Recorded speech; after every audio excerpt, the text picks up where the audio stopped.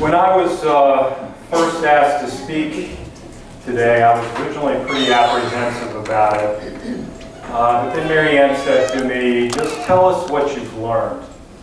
And that idea resonated with me because I've learned so much from all of you in my time here at the Support Network. So that's really the title of my program today, is what I've learned about the challenges of caregiving.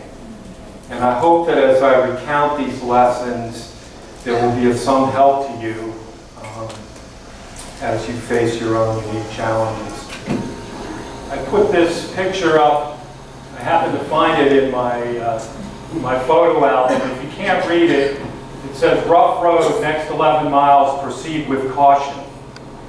And I thought of all the caregivers that have come to me over the years and said, just give me a sign. Tell me what's ahead. And I can tell them it's going to be rough, but unfortunately there aren't always signs along the way. And we have to find our own way. There's been times when I was working with someone where I use a statement that I made up, but I use it to try to educate them about the aging process. And that line was, the secret to successful aging is to remain flexible. I even joked once that it'll be the title of my first book. I haven't got there yet, but the idea here is that staying physically flexible is so important and an idea we understand. We want to stay physically healthy.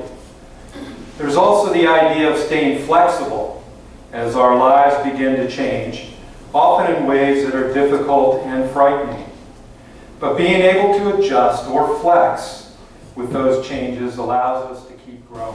But as we face the changes of aging, we understand that disease and disability may keep us from being flexible. And what happens when our loved ones lose their ability to be flexible in a world that no longer makes sense? As I considered this, I came to the conclusion that remaining flexible is still critical in the face of change.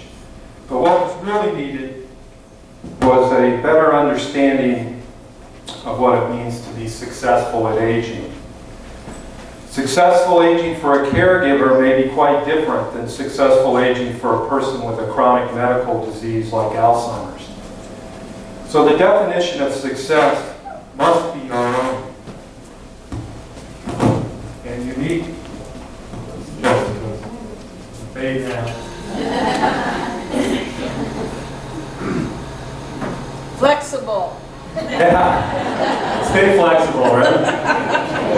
In the face of change.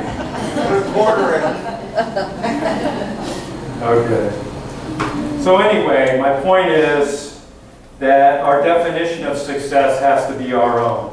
And it's unique to our situation and it's unique to our own journey. I read where one caregiver, Carlos Gibbons, said, success means getting up one more time than you fall. And I like that, and I may use that for my second book. When I came to the Alzheimer Support Network, most of my work in the area of dementia had been with those who actually had the disease. My work in adult daycares and even as an outreach worker for David Lawrence brought me in contact with the patient more than with the family. I say this because I met these people after they'd been diagnosed, after the disease had a hold of them. So this is how I knew them. As my experience grew in working with caregivers, however, I began to understand better the loss that occurs for families as they see their loved one that they knew slip away one piece at a time. It's somewhat ironic for me to talk about loss today on April 3rd, because this is the day 33 years ago that I lost my father to cancer.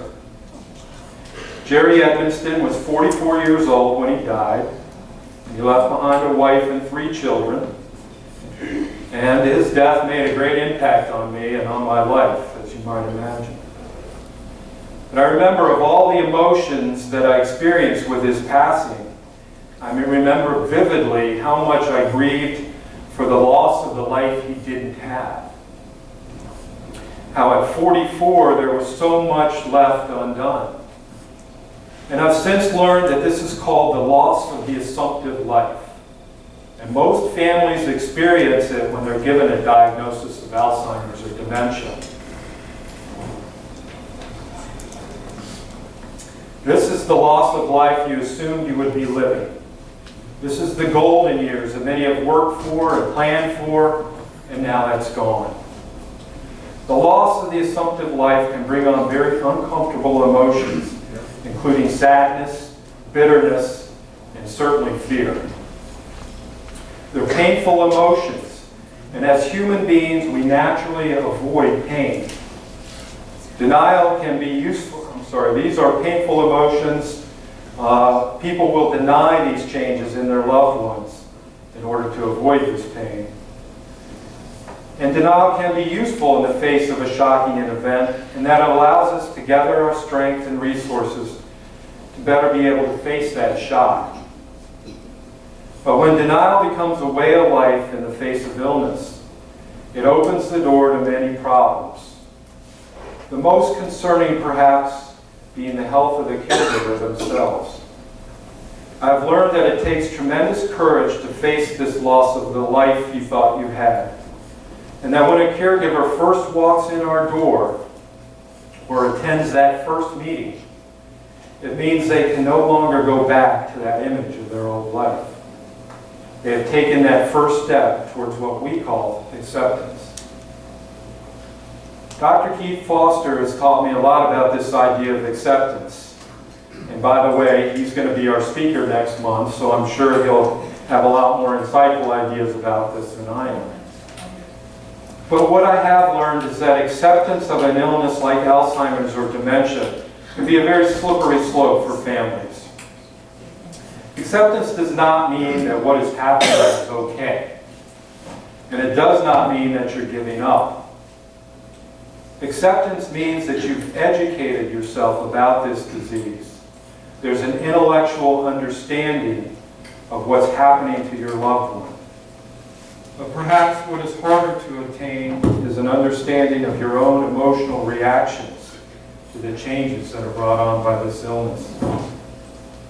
As our loved one's abilities change and they require more from us, we're going to have some uncomfortable and painful emotions as a result. Being able to accept that we are feeling and what we are feeling is normal in the face of these unwanted changes helps us to adjust and to carry on. So acceptance is a moving target. Because this disease is progressive, and it's like a thief in the night. It sneaks in and steals one valuable from us at a time, and each morning we have to adjust to life without that cherished item. I've learned that many caregivers struggle with finding acceptance because of the unrealistic expectations they have of themselves and for their loved ones. If you have an expectation that your loved one should be able to do something, and it could be something they've done their entire lives, and now they can't, or they should behave in a certain way, and now they won't, then our thwarted expectations will leave us feeling frustrated and angry.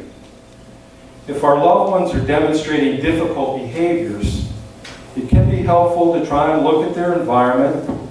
Are things happening in their world that are creating fear and frustration for them?